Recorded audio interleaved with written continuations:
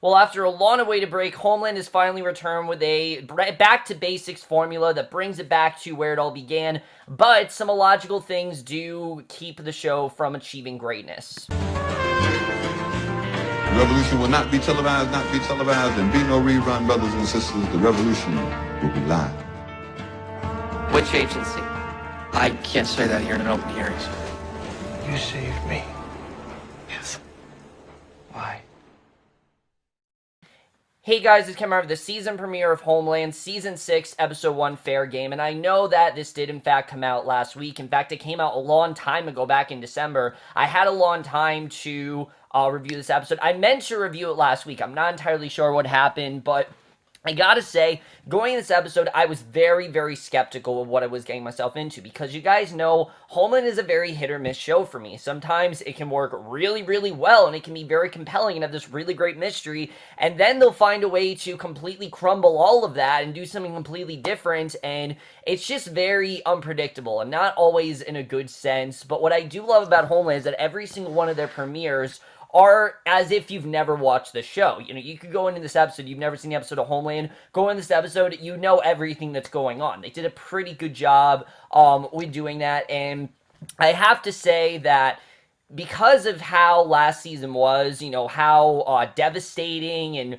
just horribly tragic last season really was, this was definitely a great sense of a return for the show, because this definitely was a more back-to-basics type premiere, but there's a lot of interesting stuff going on here that I really did enjoy overall. There's also some interesting new characters that I really did enjoy getting to know. There's one huge flaw that really does kind of really keep the show from being as good as it could possibly be, but let's just get in this episode. And the way we start off, immediately we have my main problem with the show, because we see Carrie, she gets out of a van, there's a nice like 2-minute montage, and that whole scene of her getting off the subway and getting us back into New York, it's such a great way of showing us that, yeah, we are back in New York. You know, this is where it all started, this is where the show really is, and I really do think that New York is what suits the show best. Not that Israel and Islamabad didn't. I think they did a good job when they were in, you know, both Afghanistan and, Israel. I thought they did a good job with that overall. The problem is, it just didn't really play the show's strengths, and this season already, it pretty much is, because, you know, we get this great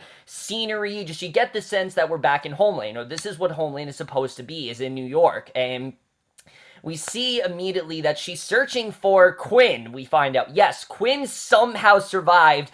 I have no idea how he survived the brain damage that he had in Season 5. As I recall, he was brain dead, but I guess he wasn't. And she finds that he didn't go to physical therapy again, so she tracks him down, tries to speak to him, but he doesn't want to hear it. He really wants nothing to do with her, and that's understandable. I mean, he tried multiple times to win her over, and multiple times to try to get close to her, and it didn't work. And now's the moment where she's realizing, you know, how she truly felt about him, but it's just kind of too late. And she shouts at Quinn that he needs to stay with it, or he will never make any progress, and he snaps back at her, and they will have an altercation in the middle of the hospital. And I mean, it's really understandable why he feels the way that he does, why she feels the way that she does, and I thought they did a good job with that overall.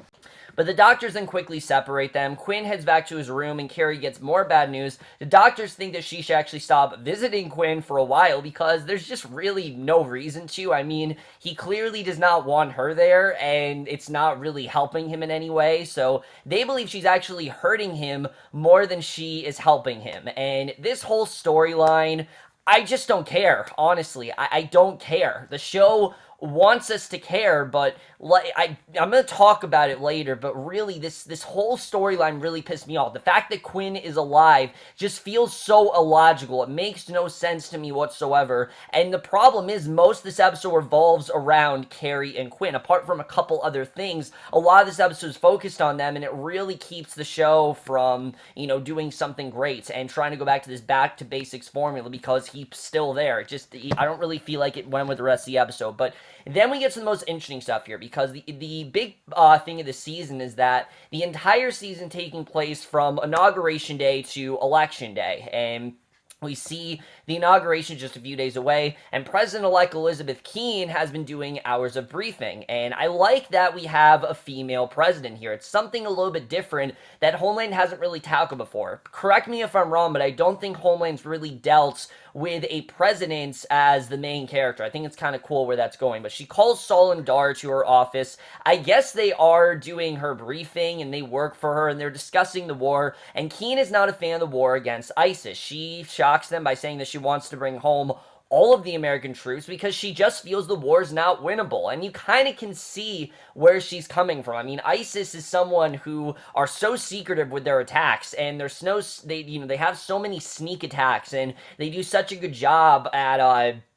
going anywhere, making sure their missions are done well. She really feels that this war, there's no way that the Americans could possibly win. So Sullivan warns her that the way may not be winnable, but while keeping the troops there, they are containing the enemy in ISIS. Because, if they're not fighting ISIS, then, ISIS is just going to go completely rapid, and the country's going to be in an uproar. And that's obviously something that, it's going to be in constant turmoil, and we're going to be on the verge of destruction. And that's obviously something that he knows Keane does not want. And Saul and Dar then need to discuss Operation Singpost, a covert action and collection against Iran. They are funded at $85 million and obtaining information from Iranian computers. And Keane says she wants to skip ahead to the good stuff and be briefed on the U.S. drones and warfare. So it really seems like she's ignoring a lot of the big problems, like the war and things like that. We don't really know where her head is at, but she's definitely not as equipped to be president than, that she seems to be. I definitely think that this is not really someone who really knows what she's doing. I don't really get the sense that Keane is someone who should be in charge of this country, and already you can see that there definitely are a lot of red flags pointing at her. But then we get introduced to another really interesting character, because on the other side of town, we see a Muslim teen leaves his apartment complex, and I like the way they set this up. We see immediately, he's just a normal kid. I like that there's really nothing that crazy about him. This isn't someone who's set on destroying the world. This isn't, a terrorist. This isn't some sort of, this isn't, like last year where we had all those different terrorists and all those different, kids messing around. This is just a regular kid, and he's leaving his apartment complex, and I like the way they set up, he has a sister that kind of dresses very revealing, and he's also Muslim, and he takes a car to the Marriott. He's filming a video about the very first Al-Qaeda attack on American soil, and Mir Khani was assassinated right there in the hotel by a terrorist, and he's kind of preaching how he feels about this, and how he really feels that, this is something that needs to be addressed, that people are kind of just glancing over, and I do think it was very interesting where we go with this character. A lot of this episode we see him protest and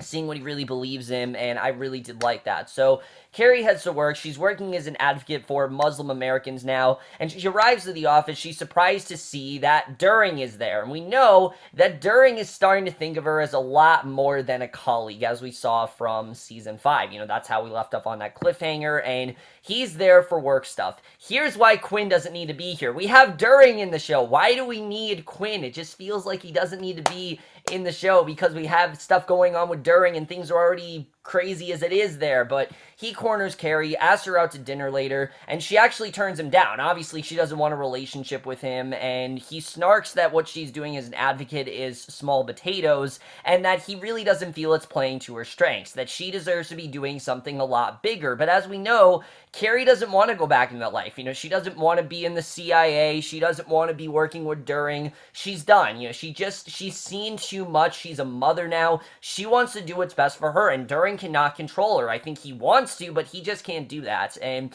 he changed the subject, announces that he's actually met someone, and Carrie's infuriated, tells him to get out, basically because he's telling her, look, even though I'm with someone, we're still gonna go on a date. So she already knows that During is not at all loyal, so that really doesn't make him look good in the end. And before he leaves, he makes one last Hail Mary to get Carrie back to real work, and actually leaves a gift. So we don't really know if that actually worked or if he actually swayed her over. But at the hospital, Quinn is up to something. We know that he wants to get out of the hospital. A janitor sneaks him out the back door. They hop in a car and drive up with this girl, Clarice. No, not Clarice from Silence of the Lambs. This is another girl named Clarice, and Here's where we get to the weirdest stuff in the episodes with Quinn. We're going to get into that in a second, but Saul and Dar have this really good scene discussing their meeting with Keane, which obviously didn't go too well. Like I said, she glanced over a lot of the big issues, and they're not entirely sure why.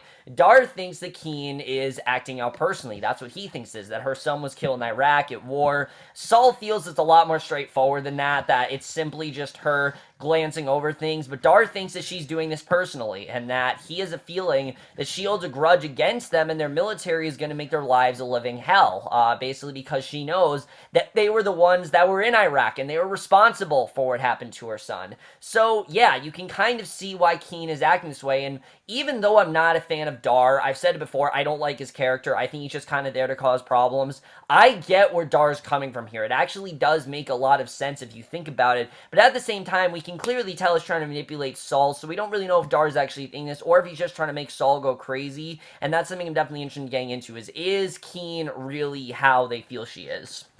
So, Quinn then heads to a check cashing place, and he pays off the janitor. He then leaves with Clarice, and despite his state, she even lets him drive, and that made a lot of sense. Yeah, you're drugged up, yes, you're gonna drive. That, again, makes no sense whatsoever. They head to a nearby drug den and pay $200 for a room in the house full of prostitutes so that Quinn can get high, and we see a ton of scenes of him, this girl giving him a blowjob and all this stuff like that, and it was dumb, really. I don't know why they really had to go in this direction with Quinn. Again, it just seems like they don't know what to do with him, and I'm going to get into that, but Dar's a secret meeting with someone from Israel. He warns them that the new president-elect is not a fan of their covert operations. So there's more going on with Dar than we think, and they have minimum 8 weeks to get the job done in Iran before Elizabeth takes over and pulls the plug. So we know that he really does not trust Keane whatsoever. There's definitely something going on with Dar that we don't know about, and I'm interested in seeing where that's going to go.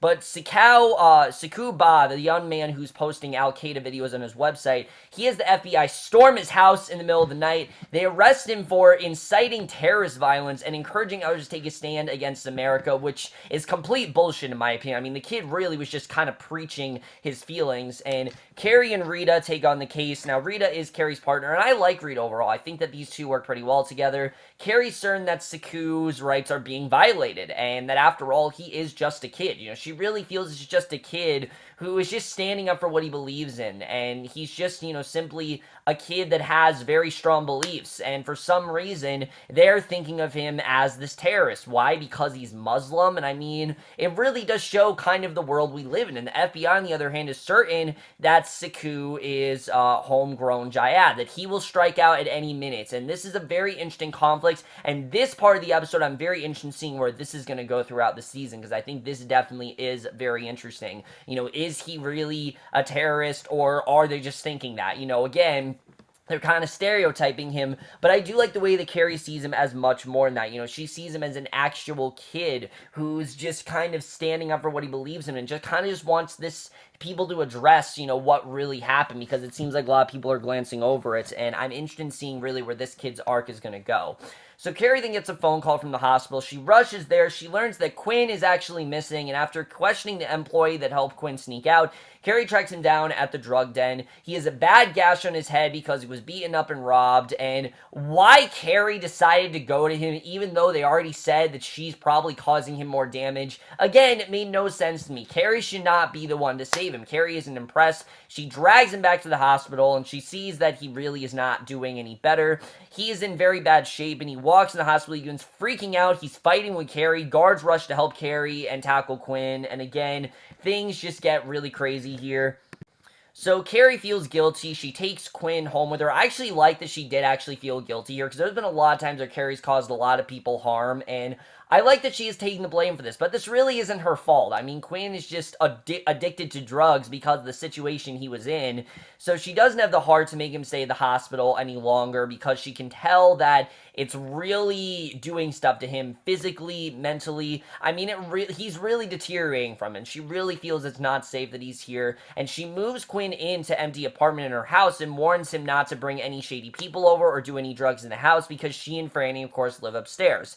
And before she leaves, she orders Quinn to take a shower, and later that night, she's tucking Franny into bed. He wanders through the house, jingles her door trying to get in, but she ignores him, and I really have no idea where they're going with this, honestly. It seems so out of place that now he's going to be living with Carrie. I have no idea where they're going here, but we'll have to see.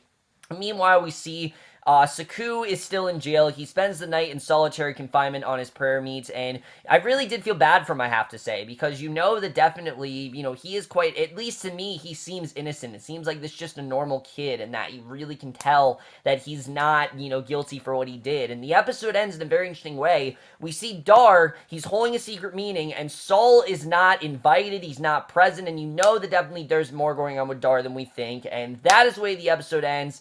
Very interesting stuff overall, but let's just get in this episode and where I think that's going to take us for the rest of the season.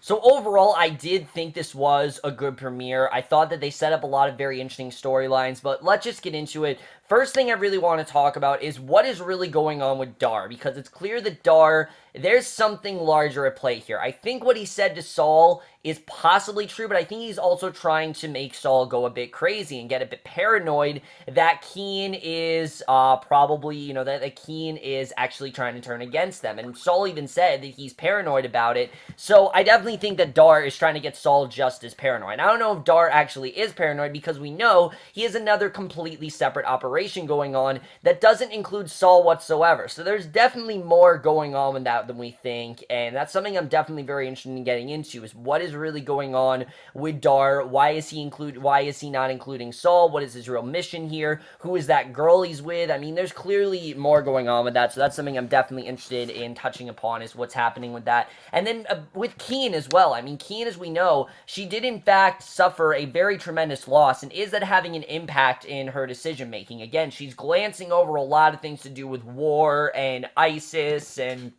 a lot of problems that she probably should really be taking an interest in and really thinking about. She really should be doing something about it, but she's really just glancing over it. And this is going to become a problem, especially because, you know, now she's newly elected. This could really be a problem for her. So, you know, what is her real thinking here? What is she really, why is she glancing over this stuff? What does she really plan on doing as president? That's something I'm definitely interested in getting into. And Elizabeth Marvel is really good as a character so far. I really am liking what we're seeing of her, so I'm interested in seeing really what's going to happen with Keane, where she's going to go. I think that whole storyline is definitely very interesting, where they're going with that. And then Sekou as well. I like Sekou's overall storyline, that we have this kid that really seems quite innocent. It seems like he didn't really do anything wrong.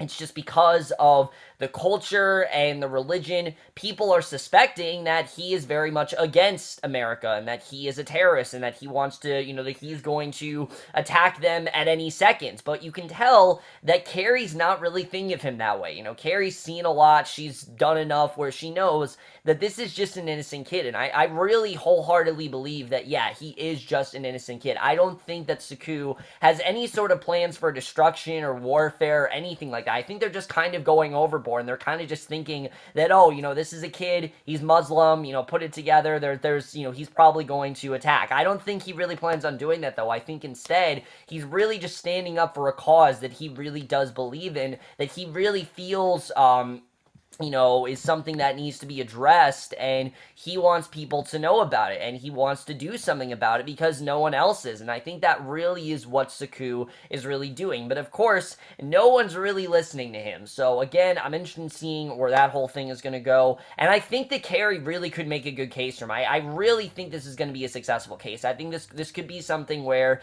this could be a very successful case. This would go really well for him, and I like the actor overall. I like, again, that he's just a normal kid. There's nothing really crazy about him. You know, this isn't someone who was born in a time of war or anything. Like, he's just a normal kid that unfortunately is in a very controversial religion, and because of the religion he's in and because of the beliefs that he shares, it's just really unfortunate for him, because it really is making him a target with something that I think he really shouldn't be a target for. So again, I don't really know where they're going with that, but that's gonna be very interesting.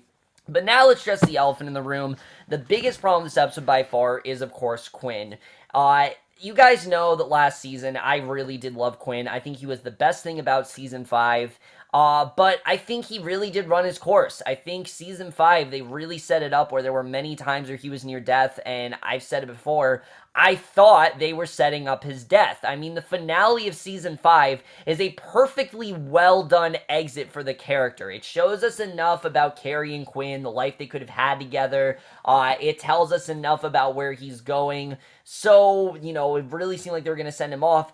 I don't really know why he's here, honestly. He doesn't really seem like he fits in with the rest of the plot, I have to say. And it really seems like they have no idea where they're going with him. I mean, first he's telling Carrie, oh, leave me alone. It's better if you two stay distant from each other. Now he's like high on drugs. He's going to this whorehouse to get high, I guess. There's this girl, Clarice, in his life. We don't know who the hell she is.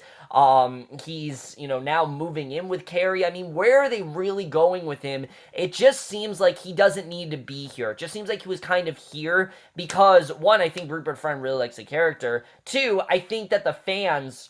They know that the fans really love Peter Quinn, so they feel, okay, we need to keep him on. But again, it makes no sense. I mean, you don't survive the kind of thing that Quinn had. It just doesn't really seem like something that he'd survive. As we know, the finale ended with Carrie making the decision to whether or not to pull the plug. It looked like she was about to pull the plug, and I guess she didn't because, I mean, he's alive and well, so I guess she didn't pull the plug. But it really seems like this character is completely invincible and that he cannot be destroyed. And that really makes me care less for this character. I liked that he was being put through the ringer last season. I mean, as hard as it was to watch, I liked it. It showed that he did have a vulnerability. It showed that he had a weakness. It showed that while he is this badass, he's not completely indestructible. He can get hurt. He can get severely damaged. And if they spend an entire season with him at Carrie's house, trying to get close to her, with her trying to get close to him rejecting it, him trying to get out of there to get drugs, I am not at all interested in where this character is going. This is not the Peter Quinn that the show introduced to us. This is a completely different character that they really are only just keeping on there for ratings and really to show, in my opinion, Homeland has no endgame, and that's terrible. I mean, a show should have a beginning, a middle, and an end, and to me, it seems like Homeland really doesn't have one. I mean, they just renewed the show for 2 more seasons. It's absurd, really. There's no reason why Quinn still needs to be here, and the problem is, so much of this episode resided on Quinn. Yes, we had stuff going on with Keane. Yes, we had stuff going on with Saul and Dar, but Quinn and Carrie are the driving force of this entire episode. In fact, they are the main relationship of this show, and it really is not working anymore, I have to say. Maybe in season 4 it worked, maybe in season 5, but it's just not working, honestly. It's not working anymore. It doesn't make any sense why we're going in this direction, and especially when you have During, who is pursuing Carrie already, and already we know has an attraction to her that she really does not want and is very unwanted. That is alone is enough of a compelling storyline. You got an interesting storyline that could go in a lot of interesting places. You don't need to have Quinn on the show. It just feels so unnecessary that he's here. I really don't know why they kept him around, and it really did affect a lot of this episode for me. If Quinn was not here, this would have been one of the best premieres Homeland's done in a while, because I think there was a lot of very interesting stuff here. It really seems like we're going to touch upon the idea of someone being accused of something just because of the race they are, and, false accusements and things like, glancing over political issues and things like that. I think they're really touching upon those things in a really good way, but because of this episode focusing so much on Carrie and Quinn, it just didn't really work for me, I have to say. However, I am still going to keep watching because there's enough here to keep me compelled. There's enough here for me to keep watching, and because of us being back in New York, it does seem like there is a return to form here. Quinn of it all doesn't really feel like he belongs here. But overall, guys, I did enjoy his premiere, as I have with pretty much every Homeland premiere. I thought they did a really good job of setting up the season, also setting up what looks like the new direction for the series, and I'm very interested in seeing where we're going to go from here. But I am overall going to give Homeland Season 6, Episode 1, Fair Game, a 3.5 or a B. So overall, guys, my review season premiere Homeland. Let me know what you guys thought of this episode overall. I know this episode is 2 weeks old, but what do you think of this episode? Love to hear your thoughts on it. Are you happy that Quinn's back? Do you really think the show needed to bring him back? I personally feel that he's just kind of here. He doesn't really need to be there, but that's it for this video. Hope you guys enjoyed it. We'll see you guys in my next, which will be for the second episode of Homeland, and I will see you guys for that. Okay, bye.